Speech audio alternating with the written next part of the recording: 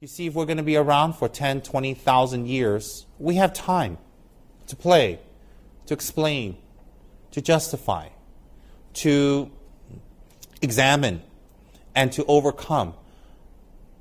But we're not going to be here for 20,000 years. We're going to be here, if we're lucky, 80 years, if that's considered lucky.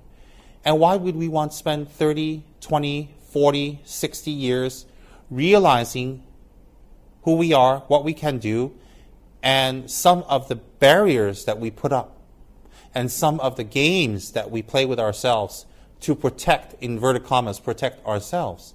So I don't understand why someone who would live to be about 80 spend 20, 30, 40, 50 years exploring and then overcoming and then perhaps doing something.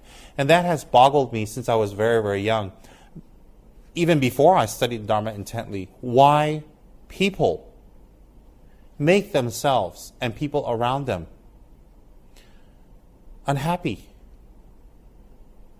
when it's not necessary, when all that time will pass.